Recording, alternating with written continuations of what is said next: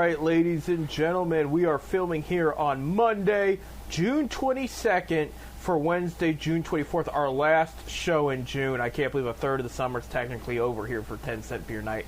But it is Wednesday night, 7:30 p.m. Eastern Time here on FifthDimensionRadio.com in Cuyahoga Falls, Ohio, which means 10 Cent Beer Night with Seth and Bob. There you go, with Seth and Bob, the official sports on FifthDimensionRadio.com, and we're also on YouTube at WAOH-TV, and I hope you guys are good.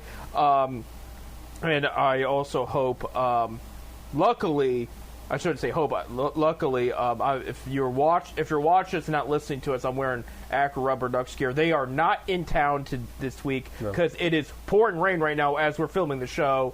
And it's expected to rain on and off this week. We're going to have a very rainy week after being blessed with some great weather the past few weeks. But they're going to be in Richmond against the Flying Squirrels. So, and I think guards are back home though. Well, they're on the road. They come home Friday, Saturday, and Sunday. It should calm down by then, hopefully. Well, you know we got a big series coming up beginning tonight, Monday night. By the time you hear this show, it's going to be into this third game of the series. The White Sox. We're in Chicago. Absolutely. Before we get into that, we got to talk about the World Cup real quick and everything happened there because Team USA is absolutely killing it. And they, after their second game, which is their second win, they would have advanced right away to the knockout stage after two games for the first time since 1930. Again, we're talking about the men's team here, which have the reputation of being middle of the road in national soccer. The women, however, have always been top three, if not number one. But for the men's here in the USA, this is a big deal. And they're playing well, too, Bob. I mean, they're not just winning. They're playing well. Well, they play Thursday night, I think, in Los Angeles. Right. Against Turkey. Against Turkey. And that's their last one of the Group D. Yeah. If they lose that one, nothing happens. Just let everybody know that doesn't follow it as closely. It's the games after that you cannot lose. So that's where the hard part comes in. But they've already advanced. They've won Group D here. Just a real quick breakdown of who leads in what in the other groups. Group A, Mexico has pretty much clinched also with their two wins. Watch out for Korea Republic as they have taken one win and one loss in that group. Group B, Canada 1-1. And that's a tie. That's a win and a tie. They are also one of their starters is in Akron Zip.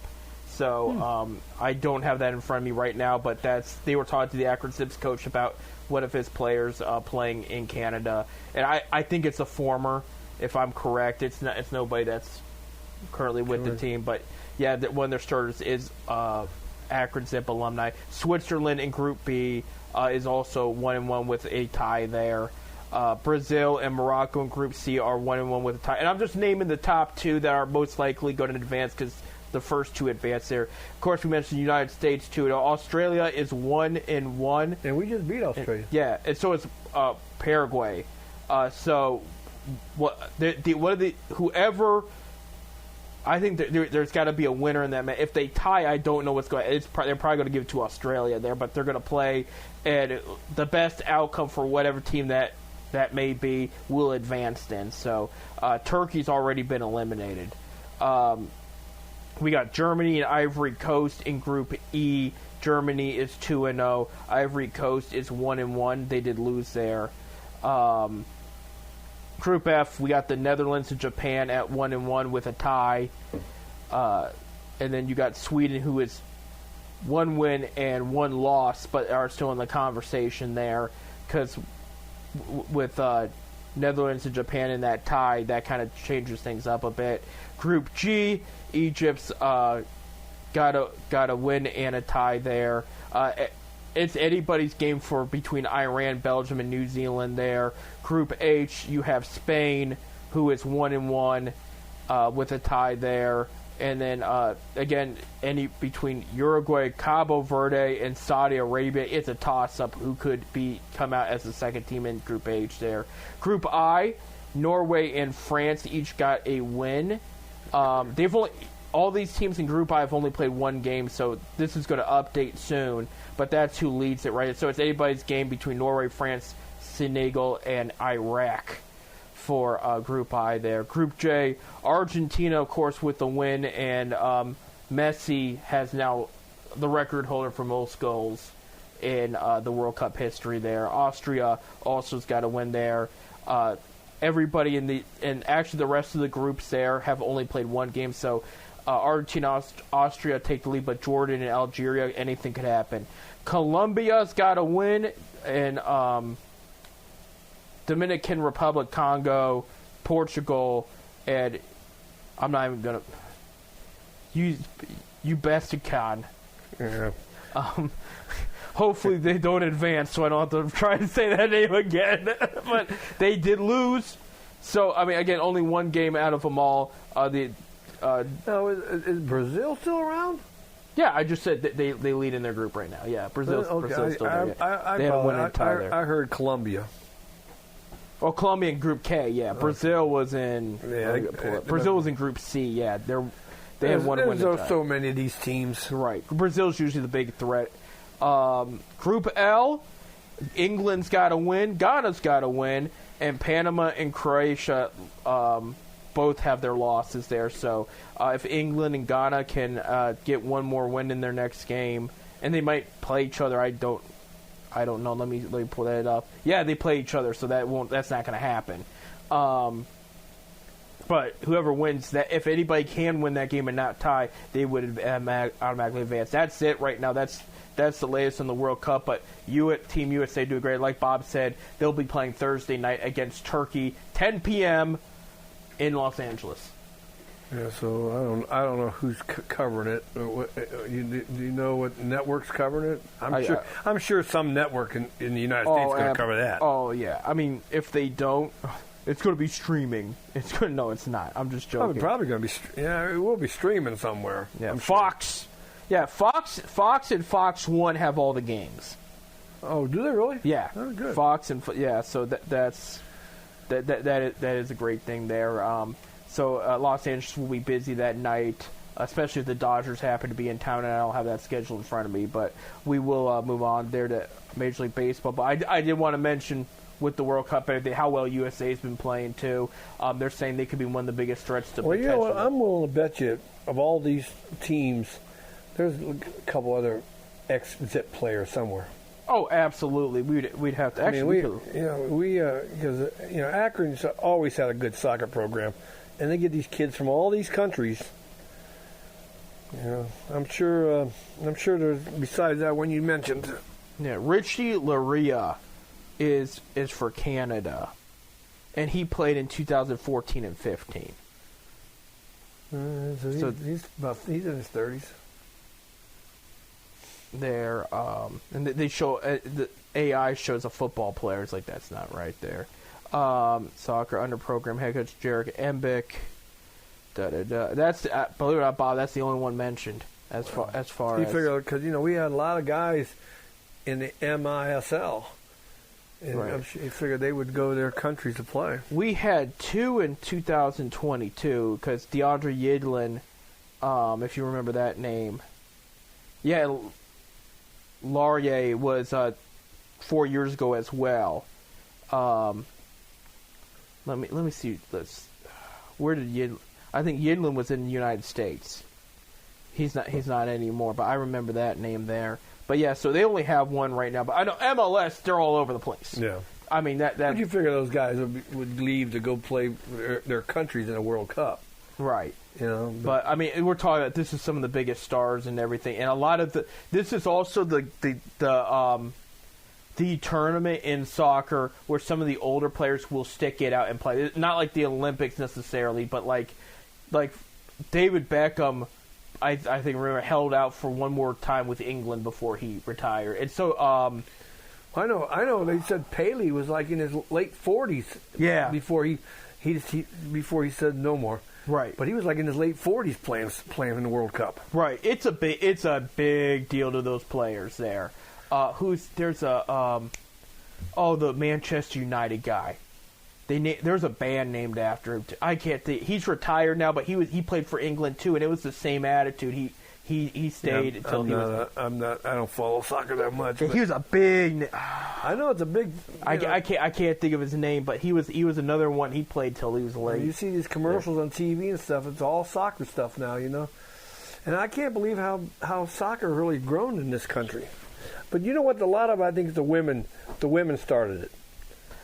When they won their gold medal and stuff like that. They've won 3 World Cups in my lifetime. Well, yeah, I'm just saying that's when soccer started, especially in girls soccer. I go by these fields and I see soccer kids all over the place. I see a lot of girls out there.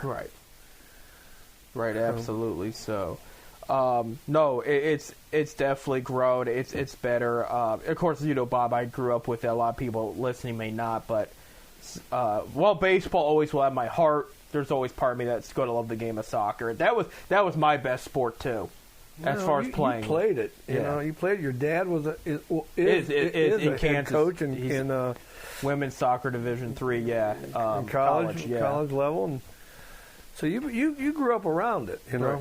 I never really followed it. I see it got big. It's starting to get bigger. Yeah. Yeah, no, not necessarily in Ohio. It's still a little rough, but like Indiana, Michigan, and all that around us, it's starting to blow up. It's doing well there. Real quick, changing our focus to baseball. Not the greatest week for the Guards. No. We knew this was going to be tough going into it. They won 1 out of 3, against the Brewers. The last one they won 4-2. And then the weekend series against the Astros, they got pummeled game 1, pummeled them back on Saturday. See, that's it. Their bat's too inconsistent. Right. And then you have the last game they lost 1-2. That you pretty much said. We knew with Jose out, and now since our last 10-cent beer night, De Lauder and Martinez had broken bones, and they're out for some time. Yep. And it's just getting worse and worse. Now they did make some call-ups there. Looking at the roster, I see yesterday when the 8-1 win the other night, Bazana had. He was 5 for whatever. 4 for 4. He was 4 for 4. Hit 2 home runs. Right. He might be. Watch out. We'll post it if it shows up. But he might be American League Player of the Week. And we were going to bring that, but they did call up Khalil Watson, the outfielder, made a diving grab there. I'll tell you what, he ain't a bad player.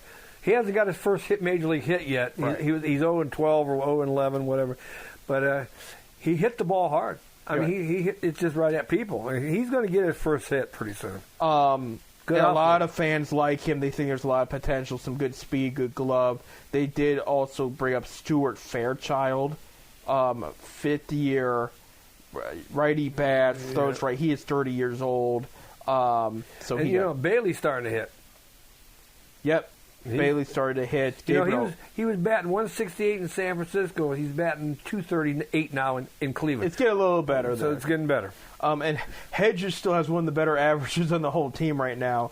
Gabriel Arias had a solid start to his return, too. So there are some bright spots to this, but overall they do need more. Bob Hoskins was hitting more home runs now this weekend. Rocchio's stats have gone down a bit. But they just needed to be more consistent. They need to show up there. I mean, they played 2 teams. One of them, Astros are okay right now, a little under 500. Brewers are very, very good, and they walked away with just 2 wins out of. I'll tell you what, the Brewers could be a World Series team. A World Series, yeah, absolutely. Could be. So this week, Bob had already mentioned they're going to be in Chicago against the White Sox. By the time you hear this, that series is going to be done. Because it's an afternoon game on Wednesday. Yeah. So you already know the result. But right now, as we're filming this show, Cleveland's in first place by a game right now. White Sox had an iffy week last. It wasn't bad. It was kind of like they went 3-3 or something. They went 2. They took 2 out of 3 against the Dodgers a couple weeks ago. Yeah, a couple weeks ago. Yeah, they did not play them last week. No, a couple weeks ago. Dodgers, good team. Right. And then this weekend, the Mariners are in town. Josh Naylor comes back. Maybe it's his first time since he was traded to Arizona, and then he ended up in Seattle. But this is right now that Seattle team is struggling a bit at the plate. Julio Rodriguez isn't himself. Naylor's not himself. Cal Riley just got called back up from his injuries, but he's not. This is not the same Cal Riley we saw last year. So this is going to be a toss. I'll tell you, Mariners pitching's been solid. So if the bats do not wake up, Mariners could take the series. But if they can put enough runs on the board and the pitch can hold it down, this is a series they could win. This is going to be an interesting because you're playing two potential playoff teams in the White Sox and the Mariners right now. The Mariners are the only team that's never won a World Series. Right. Or never been in the World Series. Not even been in it. No, never been in it. So as things stand in the American League Central, I told you Guardians, they're 41-37. They're a game out from the White Sox, who are 39-37. 3.5 back are the Twins at 30-41. See, Twins are just now they're coming. They're starting to wake up. Yeah, exactly.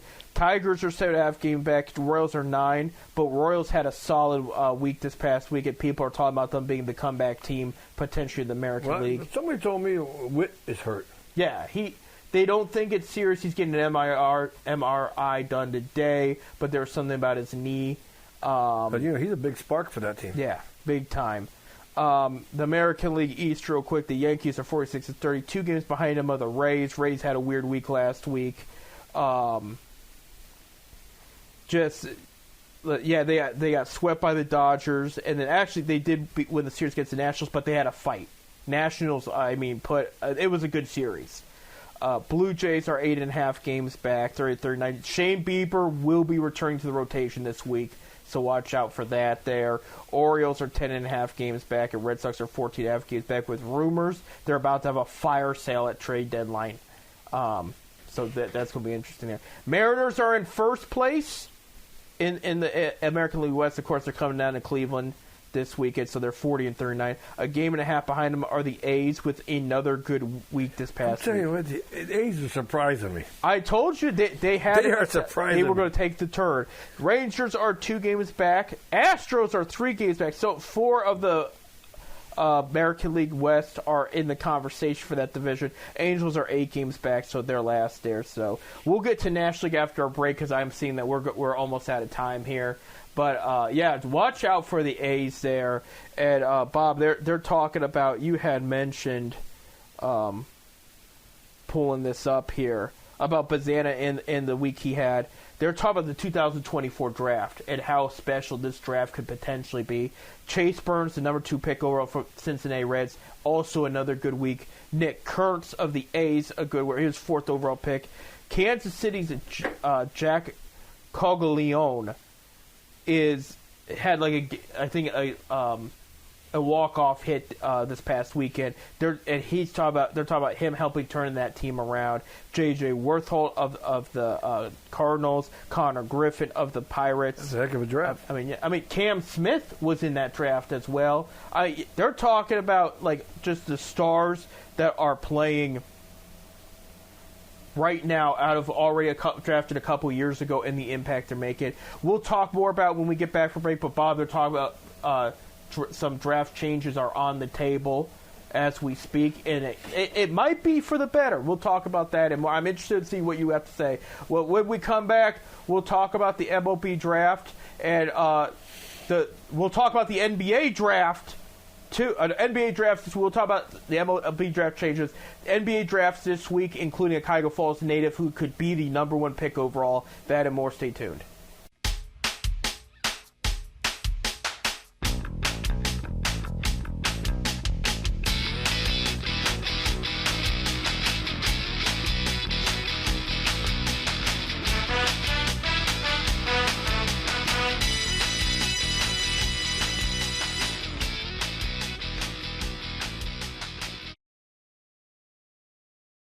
Welcome back to 10 Cent Beer Night, our last one of June here at Fifth Dimension Radio.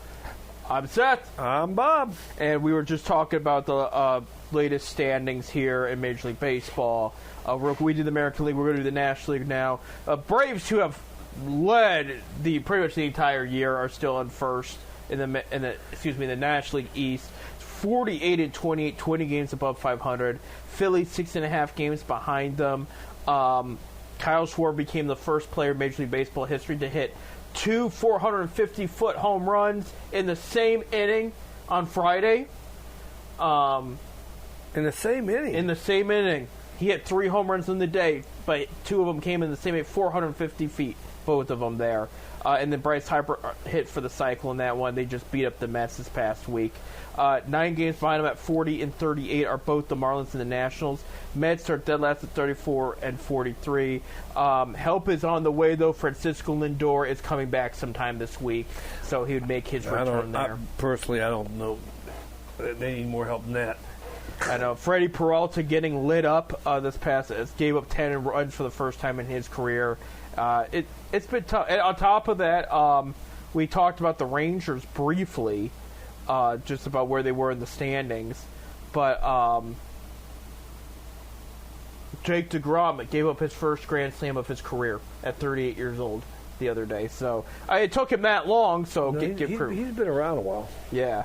National League Central, the Brewers on top of that division, 46-29 record. 5 games behind them are the Cardinals. 7 games behind them are the Cubs. What a week for Pete Crow Armstrong there. Oh, my goodness. Just absolutely kill it. 39-39 of the Pirates, 8.5 games back. 37-39 the Reds at 9.5 games back. Yeah. We'll see. I mean, not in a horrible spot at this time, but we're hoping for some pitching. That's all. I think come trade deadline, you're going to see some moves there. Oh, you're good. I think you will too. I think the Mets and the Red Sox are going to be on fire sales, so maybe that will open up opportunities for the Reds to offer and get some help there. In the National League West, the LA Dodgers are 49-29, 20 games above 500. Swept the Rays last week, but lost the series to the Orioles.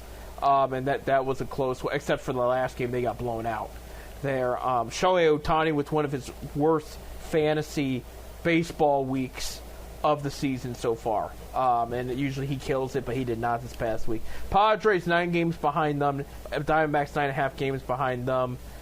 Giants 17.5. Rockies 19. So Giants and Rockies. Giants are already on fire sale too.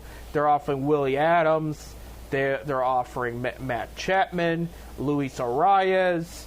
There's like 5 solid names there that they're trying to just unload, and they're ready to go on rebuild mode here.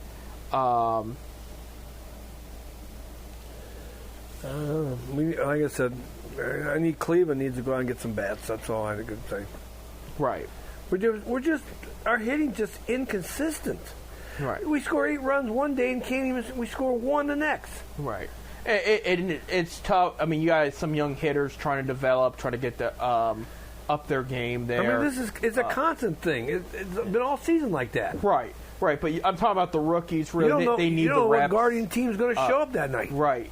The rookies need the reps. They need to develop their game. And that's why I was for, at the beginning of the season, if you remember, I said, call up all the big-name rookies you have and just start the season with them. That way, they get underway. I mean, and I understand why they did what they did. It wasn't a bad move, but I just thought by now you would see them a little bit more pampered. I won't say pampered. I don't think that's the right word. Prepared.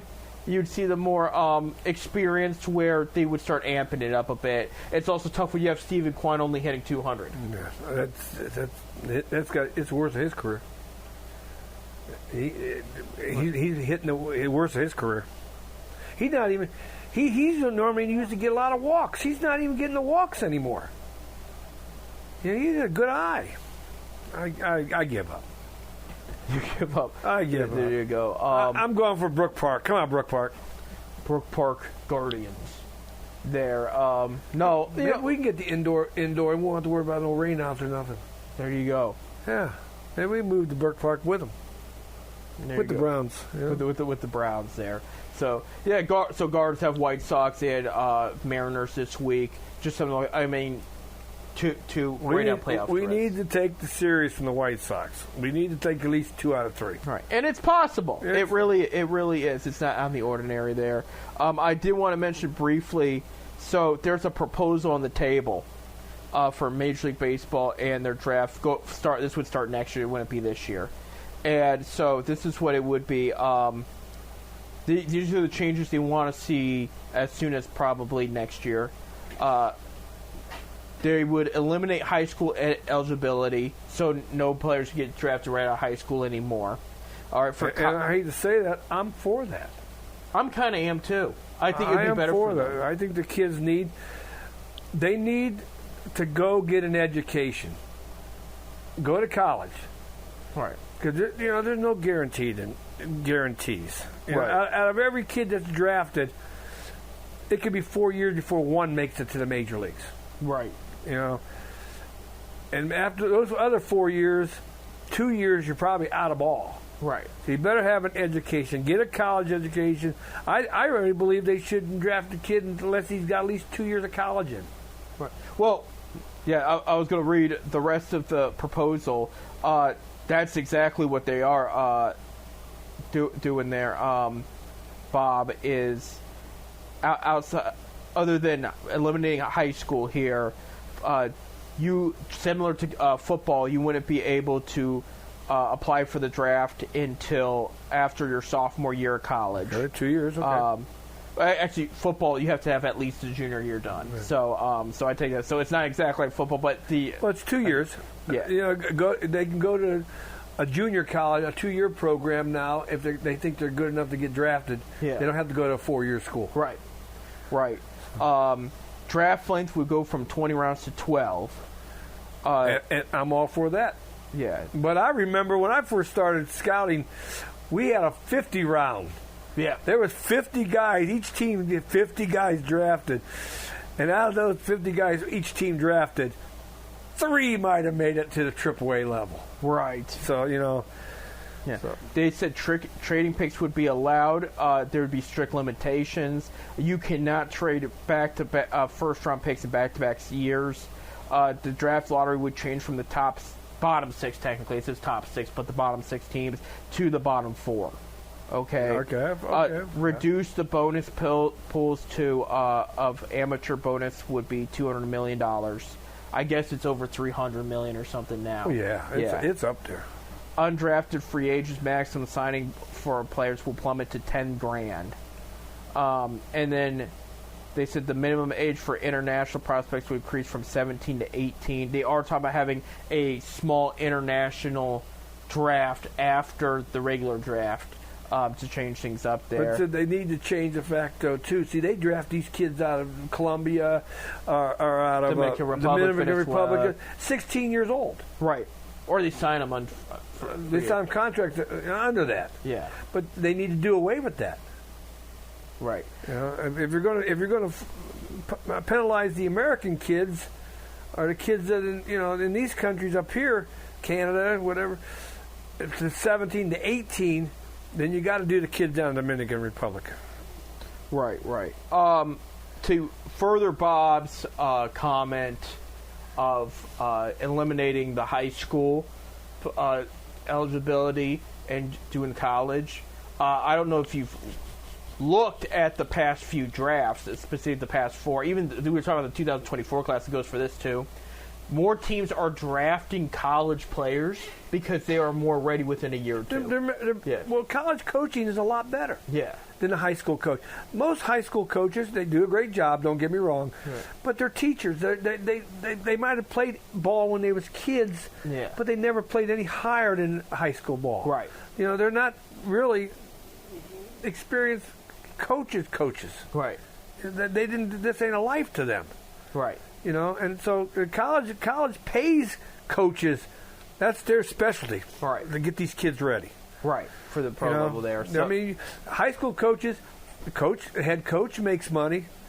He gets paid a stipend. Right. Most his assistants don't get nothing. He grabs a couple guys, buddies or whatever. Hey, I want you to help coach. I bowl on Tuesday mornings with a league. Now, I was bowling last week against a lady, and she goes up to me, aren't you Bob Fritz that scouts for the Reds? And I said, yes. I says, my son, you took my son to a tryout camp. Colin Floyd was his name. Mm-hmm. Akron Springfield. Hell of a left-handed pitcher. And he goes, And he always remembered what you told him. He didn't get drafted out of high school. You told him, go to college, you're going to be a better ball player, but you're going to get an education. And she goes, I want to thank you. He never got out of college, pro ball, never went to pro ball, never got drafted out of college, but he got that great education, and he appreciates you telling him to get that education. There you go. There you go. Coming straight from the mouth of a scout. I'll never. And I bowl with her and her father. Yeah. Colin Collins. And I just thought that was a good compliment to me. Right. Yeah. And I tell the kids, go to school and get an education. Play ball, but get an education because there's no guaranteed in this thing. No. You And it's like your LeBron James and your Bryce Harpers were the exceptions to the rule. You're not going to find a lot of kids that are pro ready right out of high school like that. Especially baseball. Yeah. Especially baseball. Harper was not in the minors long at all. I mean, he was ready. Very few guys go right from high. Even Bob Feller, the greatest right-handed pitcher ever in Cleveland, he played 1 year in the minors.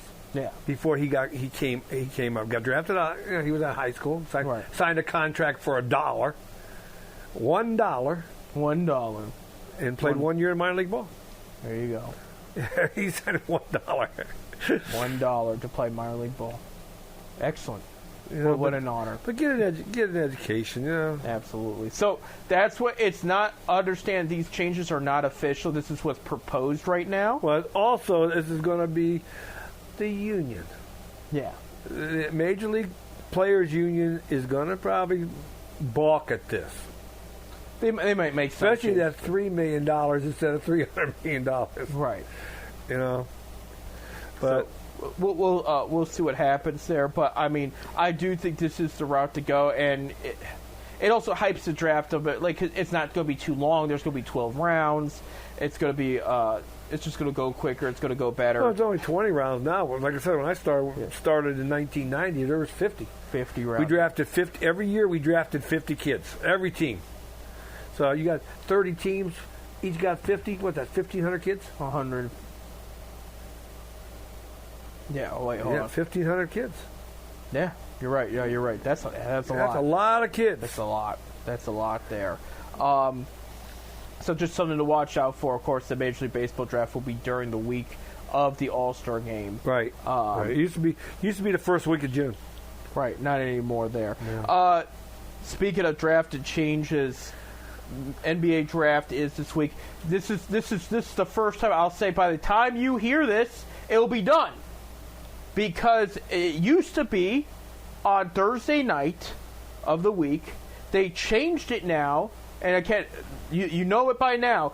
The round one's on Tuesday, and round two is on Wednesday. So even round two's got its separate day now. So there's only 2 rounds? There's always been for a while. Oh, yeah. But it's not on Thursday nights anymore. So they're trying this out. It'll be on Wednesday, 8 p.m. Why don't they do just if you got 2 rounds, just do it on one night? Right. We're not going to announce everybody here or anything, but just a quick breakdown. We'll do the top 5 because there's some critical players to watch the top 5. Washington Wizards have the first overall pick. A lot of people think AJ Dibanasta from BYU is going to be the pick. A small forward that tore it up. Just was the top scorer in the NCAA this year. Kind of came out of nowhere. But good size and again great scoring ability, and they with what Washington has on the board right now on their team, I should say, they could use an upgrade at small forward. So this is where it's the pick. However, some things have changed. We do have Darren Peterson out of Kansas, who is Cuyahoga Falls native, where Fifth Dimension is based out of. Went to CVCA his first 2 years, then moved out of the state of Ohio. I think he went to California, I think. I'm going by memory here. But point guard, shooting guard, he's predicted to go second overall to the Utah Jazz, okay? Utah has compared him to Donovan Mitchell. They did last summer when they were scouting him. Because Peterson was predicted to be the first overall pick without a doubt, but some things have changed now. Here's the situation, though. All right, one, Peterson says he doesn't want Utah picking him.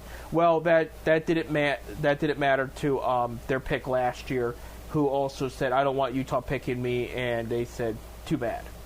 I remembered his name, and then now it slipped in my mind again who that was. But it worked out for him. It really did. He's calmed down, and he likes it out there so far. Well, ain't nobody gonna ever tell. If I own a team to tell me they're not coming, you're not drafting me, and I got the pick. You ain't going nowhere. You're going. You're Ace Bailey is who it was. Who told him I don't want them picking me and whatnot. So we'll have to. Years ago, the owners would have blackballed you. Pretty much, yeah. But here's the thing: is for the Wizards now, okay, because Peterson can play point guard. Trae Young is opting out of his contract, and he could sign with Washington that has the money to sign him long term. But he is going to feel out the free agency market, and that wasn't the plan when he was first traded to Washington midseason.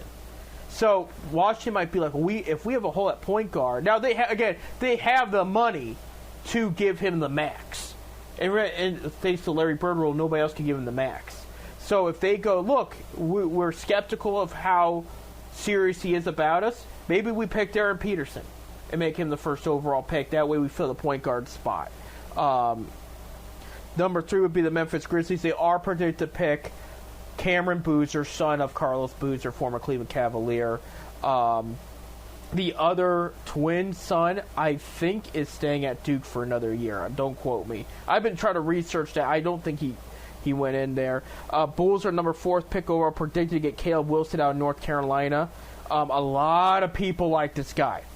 There's even some that are saying that he could even be, if Utah didn't have what they had, Utah and Washington did not have what they had, he could have been the first overall pick. There's a lot of love for this kid. And then the LA Clippers have the 5th overall pick, which is Keaton Wagler. Watch out for this because there's rumors they could move this pick. I know there's been talks about a 3-way trade with the Giannis Antetokounmpo situation. And this pick being not for Clippers to get Giannis, but for somebody else to get Giannis while sending the 5th pick to Milwaukee. So watch out for that. As far as your Cleveland Cavaliers are concerned, when we come back from break, I'll tell you who they've been scouting. There's been predictions. They have the second to last pick because they had San Antonio's pick. Terrence Reed Jr. of UConn's been the buzzard sound. Just like a Knicks, just like the Knicks winning it all, and now we're focusing. First time I heard that in a while. Yeah, I know. But that was kind of funny though. But Cavaliers, anything could happen with this pick. I'll tell you who I predict what will happen with the pick when we come back. But we'll talk about that more. And plus, big coaching move in the NBA, and we got some big local news too. It could mean something. It might not. We'll talk about that and more. LeBron's coming back. Stay tuned.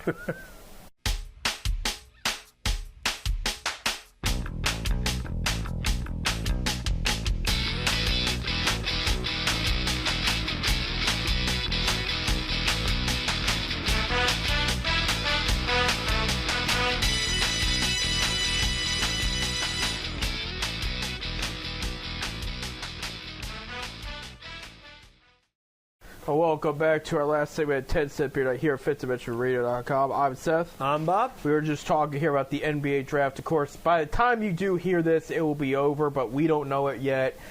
We are expected to have the highest picked Ohio player since LeBron James this week. Not weekend. Drafts on a Tuesday and Wednesday.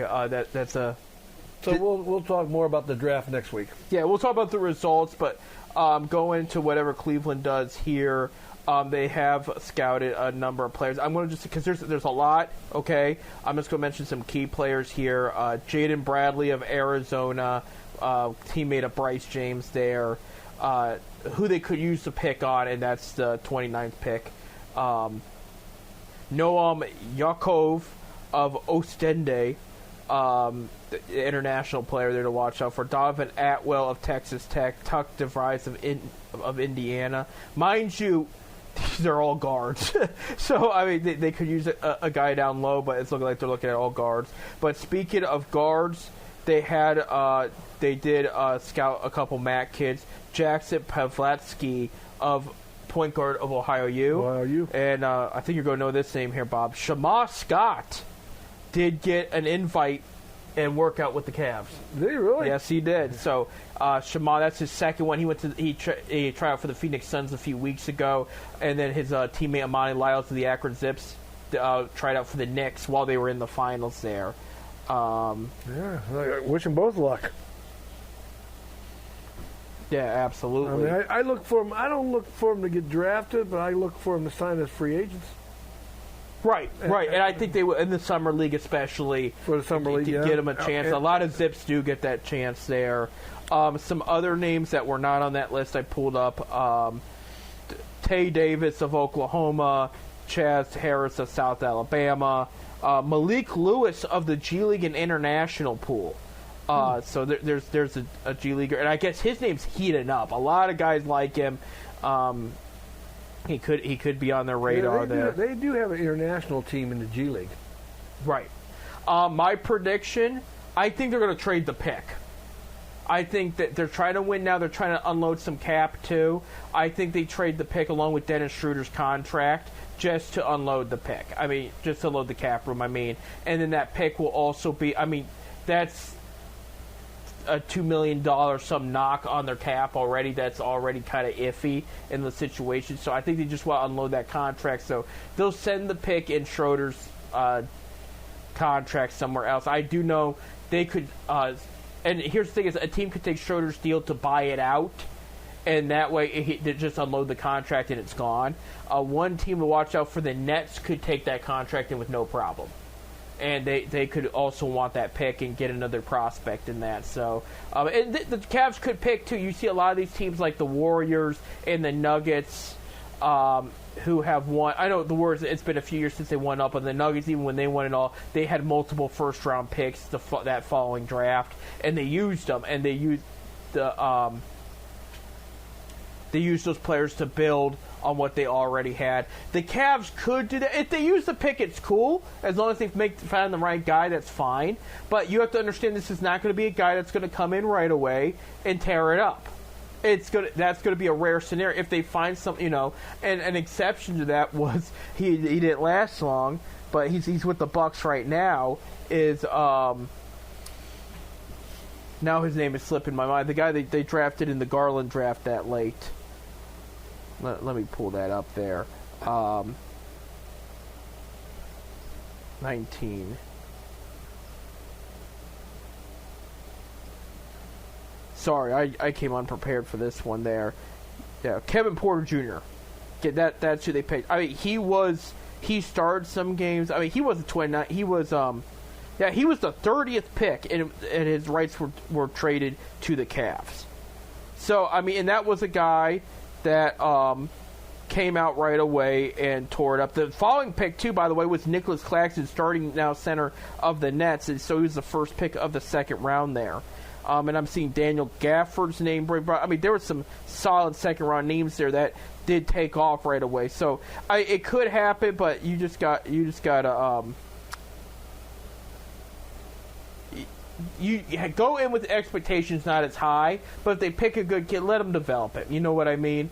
But I think they end up trading the pick because they're in win-now mode. They are watching that salary cap. They want to make the cap move. And on top of that, we got word this morning. This might not mean anything.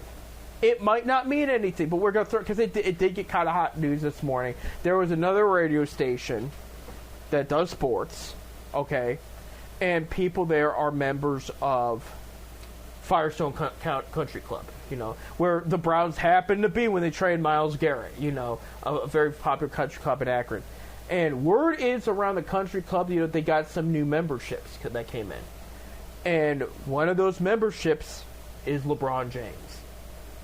So, I'm sure he's a member of other country clubs, too, Right, but the fact that this is now a recent new membership, too. But the other thing, too, is he's liking golfing more, one.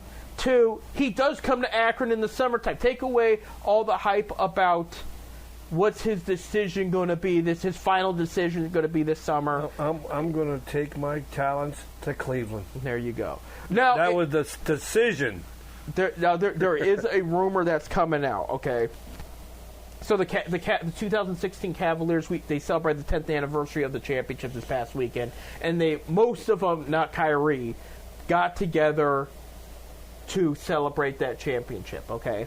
Word got out that two of the former players, they didn't say which two, said that there was a discussion between Love and LeBron that whatever LeBron decides, Love was going to follow him. They're ready to team up again. I just read something that Love wants to retire in Cleveland. He'll sign a one-game contract to retire in Cleveland. He said that when he left, though. Yeah, he did. Now, here's the thing with that, too, is LeBron didn't tell anybody official decisions while he was out there. These two players that said that they think he's leaning towards that return to L.A. Okay? Now, that is what it is, if he is. But they weren't sure. Again, an official decision had been made, but they said if they had to have a guess, it would be L.A. But they did say that Love and him had a serious conversation about wherever he goes, he wants to team up with Love one more time. So that did come out there. So that'll be. And as far as Cavs and cap room go, it'll depend on what LeBron wants. Love will sign a veterans minimum. That part we'll know. We can say in confidence, and the Cavs have the money for that. But as far as anything else, we'll have to see. But it's, again, we're not too far. We'll know in a few weeks for sure what's going to happen. And what I see as the final decision. I know Brian Windhorst, former Beacon Journal journalist, now he's with ESPN. He predicts Golden State, which I think would be one of the worst things to do in his career.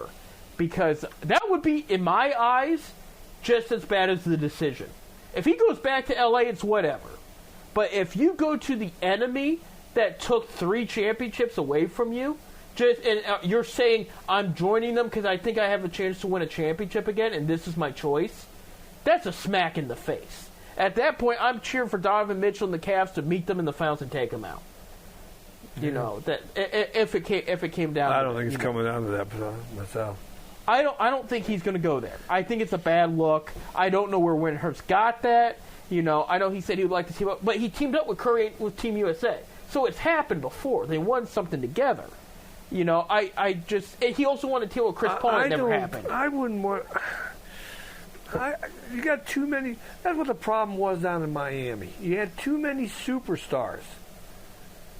You know, it was more a cap problem in Miami. Well, they didn't have enough depth. They had enough to win a couple, but then. But it's too many big heads. Yeah, but he's a little older. I think the issue too is you put him. You put him out with Golden State. Now you're going with Curry. Right. Well, and here's the thing: that's not a guaranteed championship either. You put him in Cleveland, right where what they have. That's almost a guaranteed championship appearance, if not winning at all. But if you put him in the middle with Golden State, Draymond Green's not what he used to be. You don't have Klay Thompson anymore. You don't have Kevin Durant anymore. And then you have Steph Curry and then some decent younger pieces, but that's it. I don't see that happening. I don't see that being the case, but I will say I would be very upset if he did do that. Now, again, it goes back to L.A. It says I want to retire. I could be cool with it, whatever. But I do think Cleveland's his best bet. But it did come out, I guess he's a new membership there at Firestone. But speaking of new members, it did come out this morning. We have not talked about this. I broke the news to Bob. He did not hear about this, but I heard about it actually before ESPN picked it up. Let me pull it up here. Dusty May, who won the NCAA championship with the Michigan Wolverines, is headed to the Dallas Mavericks to be their new coach. And I guess he never signed that extension. The Wolverines claim that they offered him, and he's gone. They've retained his assistant coach to be the interim, and he'll be the new head coach there. But yeah, so Dusty May is so that's the direction the Mavericks have gone after firing Jason Kidd a few weeks ago. And there was rumors coming out over the past week that I guess NBA teams multiple had been talking to him. You know, so there's not a ton more NBA coaching vacancies, I don't believe, at this point. I was shocked when you told me that. Yeah, I'll be curious if it works. You win a national title, and then all of a sudden you want to leave. I'd want to try to get another one. Right. And college coaching probably has got to be a lot easier than the pros. You got less games. Right. And they make good money. Right. I think that was actually the last fit. The Blazers are looking for a coach because their interim left. Their coach is suspended because of the gambling, Chauncey Billups, and that whole thing there. Tiago Splittler, their interim, left for a permanent job with the Bulls. So Mavericks then finalized Dusty May today. Bucks hired Taylor Jenkins, who's known for similar to J.B. Baker's staff of helping rebuild teams. Pelicans hired Jamal Mosley, who was with the Magic, and Magic hired Sean Sweeney.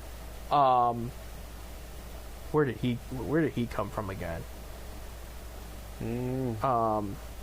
Mavericks. So yeah, that's interesting that he went from the Mavericks to. No, actually, no, he came from the Spurs. That's right. He was with the Mavericks from 2021 to 2005. Spurs then hired him as associate head coach, and then Magic made them their new head coach there. So there you go. So Portland's the only one looking for a coach now. Billy Donovan's available if they want to go that route. He did okay. I mean, he saw one finals appearance, I think, with OKC. That was it. And with the Bulls, he did okay. You know, he decided to resign from them. So I mean, I don't know if I'd want to go coach in Portland. They got a good thing going.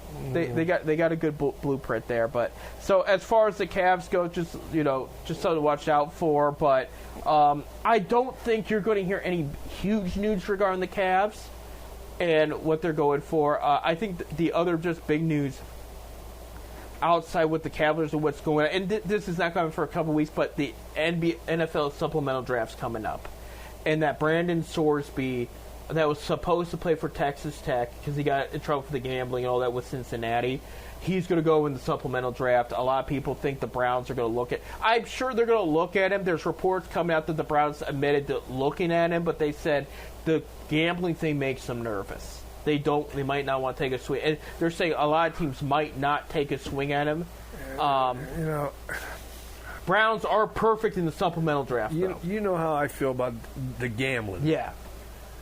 It's legal. I walk into... If a pro baseball player, football player, walk into a convenience store and buy a lottery ticket, is that gambling? Yeah. And that's perfectly legal. Yeah, that is gambling. How can you penalize these guys? If they want to place a couple of dollars, as long as it ain't jeopardizing their team. See, he put it on his team. That's where the problem was. It wasn't like he was betting on the NBA. He was making bets. I have nothing against gambling. We need those gamblers. I mean, the horse business needs. You're talking about that there, but that's what makes his team nervous. Is his team was involved in his bets. This wasn't like him having a parlay on the NBA or anything like that. Like this was. Well, it's like the Pete Rose thing. Poor guy gets. Of course, he passes away.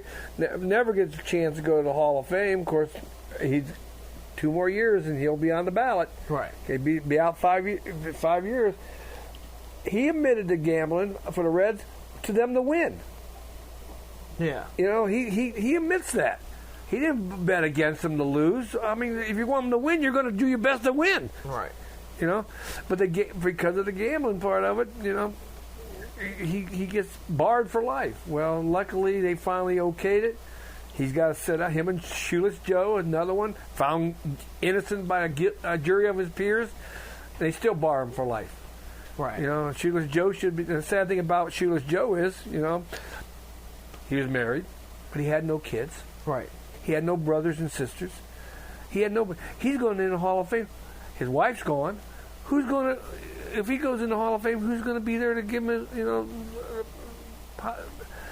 that's sad. I mean, when Rod Manfred's going to walk up there and say, one of the greatest players ever to play the game, you know what I mean, put his plaque in the hall, nobody's going to talk about it. It's going to be rough, yeah. But I think... You know, he had no family. You know, his mom and dads are gone. Everybody's gone. Right. Never had no kids. I think it should make everybody nervous in the NFL. And I do think someone will get it. I can see Tampa Bay giving him a chance because he fits their system, and they're having issues with Baker and his contract extension talks. I think the media had every right to call out the Cleveland fans for the double standard. Because last year, Clase and Ortiz get in trouble. People are like, how could they do this? This is wrong, da-da. And now some of them that aren't Shedeur or Watson fans are demanding Soares be put on that Browns jersey and find a way to turn this around. Because he is a very talented quarterback. But he could be, if he went to Texas Tech, played it out his season, he'd be in the conversation in the first round. All right, first or second round there. And that's the other thing is he screwed over Texas Tech. They bring him in from the transfer portal because they're making him their starter. They handed him the job. Like, we're bringing in the start and take us up a next level. Now he's going to supplemental draft over this gambling. So they didn't bring him. Somebody's going to give him a shot. Yeah. There's somebody's going to take it. And I will tell you, this is one of the only things the Browns have done perfect in the supplemental draft. Drafting Bernie Kosar and Josh Gordon. I mean, look, Hall of Fame players that never made the Hall of Fame, but they were talented, and any team would have taken either one of them. Yeah, so, Bernie got a ring. Well, yeah. So did Josh. Somewhere else. Somewhere else. They had to go elsewhere to get the ring. But they did have some of their best seasons were in Cleveland. Were in Cleveland, yeah. And they were very, very talented players. Josh's story's sadder than Bernie's. But Bernie still, people talk very high. I don't think Bernie was a starter in Miami at the time when he went to Miami. When he got his ring. No, he got his ring in Dallas. I'm Dallas. No, he was the backup. He was the backup. That's what I thought. He was backup. I mean, when he was done with Cleveland, he was pretty much a backup from there. Why I said Miami? I'm thinking of somebody else. You're thinking of Vinny Testaverde. Yeah, he was the best. He was good. Vinny would have gave us a ring here in Cleveland if they would have left him alone.